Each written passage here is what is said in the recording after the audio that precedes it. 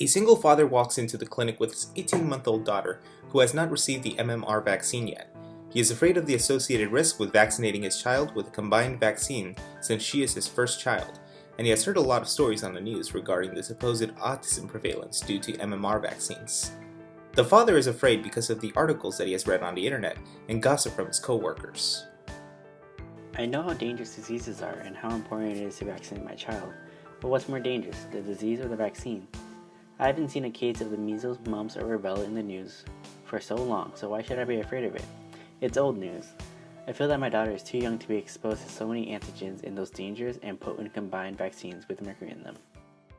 However, before the father makes the final decision, he wants to bring it up with his primary care physician to seek advice from a healthcare provider. The doctor also reassures him that although natural infections may result in a better immune response, the risks associated with the occasional severe and fatal diseases are not worth putting his daughter through. A mercury-based preservative is found in certain vaccines, but it is not at a dosage that parents should worry about. It is used as a preservative and it prevents the growth of bacteria and fungus that, if injected into a child, will result in a very adverse reaction. A study performed looked at 40 children who were exposed to mercury in the form of thimerosal. It tested for their neurological, psychological, and developmental skills and found that there was no significant differences for those who received a greater or lesser quality of mercury. Vaccines are a safe method of helping to improve a person's ability to recognize and fight off infection from a virus. By providing the immune system with identifying marks of a virus, antigens, the natural immune response of a person will become prepared to prevent illness from the disease vaccinated against. However, some parents have concerns about the MMR vaccine and autism given the online rumors and celebrity talks about.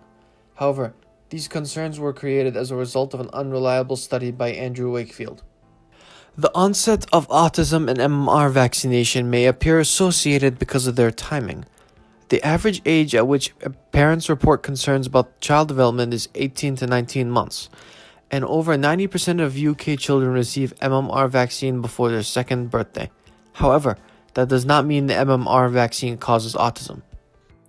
While some parents justify not vaccinating their child by reasoning that they choose what's best for their child, it's important to recognize that there is an impact on more than one child.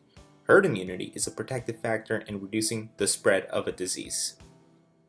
It works by creating a network of protected individuals in a community that are able to resist infection, thus stopping the spread of the disease. This is important because in our society, we have children too young or individuals who simply can't receive vaccination. These members are vulnerable to the threat of infection, so they rely on others being vaccinated in order to prevent the spread of infection. Measles, for example, can spread through water droplets that have been coughed out of infected people. As a result, these droplets are capable of infecting others in the same room or area as the individual. For example, if one person in a room of 100 people has measles, up to 90 people within that room will likely contract the disease. Between 1989 and 1991, the US experienced a major measles outbreak that resulted in 55,000 cases with 100 deaths. In order to protect children from infection, it is recommended to schedule the first dose of the MMR vaccine at 12 to 15 months of age of the child, and a second dose at 4 to 6 years of age. It's important to receive a second dose of the measles vaccine because 2 to 5% of individuals who receive the first dose do not develop full immunity to the measles pathogen. If children are traveling internationally, it's recommended to immunize them from 6 to 11 months of age at earliest in order to protect the child. If you are wondering where you can get vaccinated for the MMR vaccine, the United States Department of Health and Human Services has an online tool that is able to locate any doctor's offices, clinics, or even community areas such as schools that are able to administer any vaccine you search for. CVS is capable of providing the second dose of the MMR vaccine to children above 4 years of age and to adults. The online search tool will provide you with a CVS-specific location that is capable of administering the second MMR dose. Additionally, their website provides the proper documentation and a walkthrough of what the appointment experience will be like. Vaccinating your child against measles, mumps, and rubella is a critical step to maintaining their healthy growth and development.